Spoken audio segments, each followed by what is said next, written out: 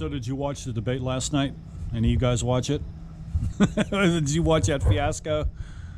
Are you mad that Donald Trump wasn't there? Or are you glad? Do you think it would have made a difference? Did you like the issues that they were discussing and that they were talking about? Well, I'll tell you one issue that they didn't talk about, and it's the subject of this video. Now, before I make my presentation, I want to tell you that I split the difference here, and I have two sides of the story. I'm going to read you one. I'm going to give a little bit of comment about it, and then I'm going to read another one to you and see what you decide. Okay? I'm not going to tell you what newspaper this is from, but this is a paramount example of why you cannot trust social media, whether it's from the right or whether it's from the left, as this article is going to demonstrate. Yeah, you hear that nasty blue jay? More than 45 children have gone missing in the Cleveland-Akron area this month alone, and in August there were more than 35 missing minors, according to the Ohio Attorney General's missing website. The disappearances are creating a disturbing trend in northern Ohio, which began in May, when nearly 30 children went missing in just the first 2 weeks. 30 children in 2 weeks.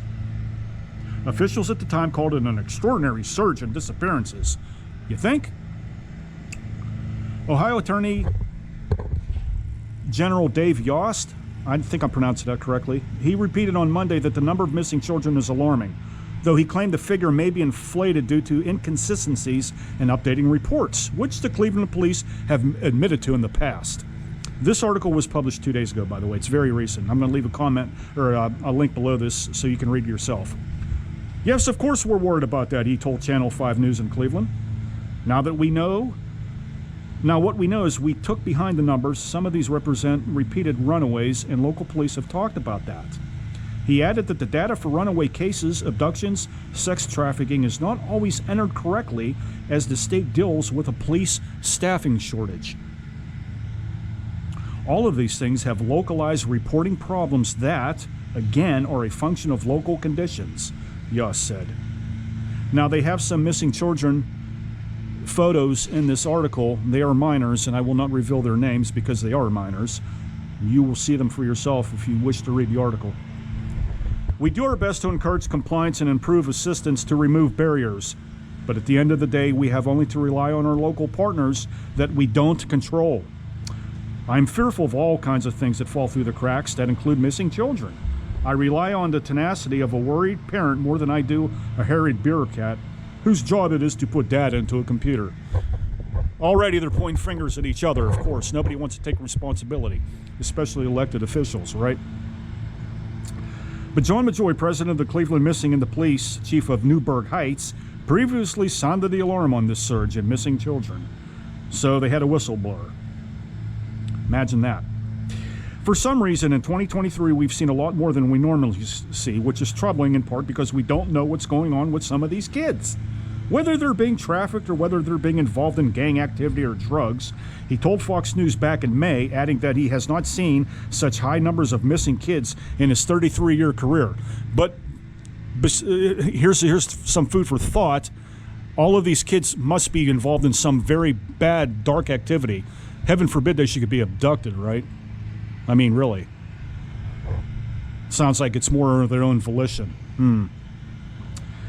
Majoy said it is likely that most of the cases involve children who ran away from home and were not abducted, but he said teens can be naive with predators who are wolves in sheep's clothing. The article gets better. I'm going to jump here a little bit because it's kind of long, so you can read it for yourself. Okay, so meanwhile, concerned parents have stated their own efforts to locate the missing kids, including a woman whose name I will not mention. She started an organization which is called Join Us in Minors Protection to help bolster support and awareness. We need to make our missing kids a priority, she told Channel 5 News in Cleveland. If we make more things like this a priority, we will be on top of it, such as updating the website so we can know who's missing. Wow, there's an idea, updating the website.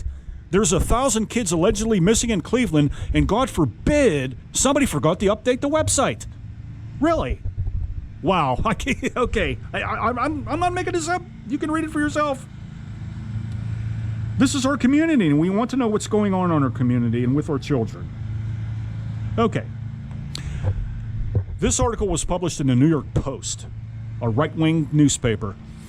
Republicans are always screaming at Democrats for conveying inaccurate and exaggerated news. I can't think of a more pathetic example than this.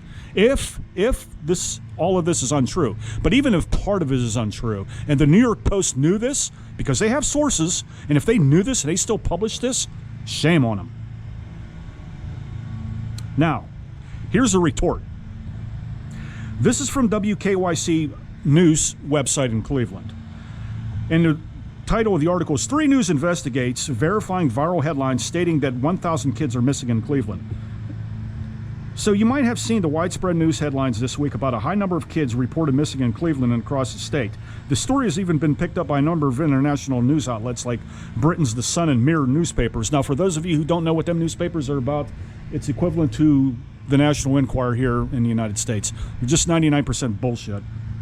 Newburgh Heights Police Chief John Majoy saw them too, and he spent the day on Wednesday setting the record straight with national news outlets. I told them that I would not do the interview if they were going to use the words vanished or disappeared, said Majoy.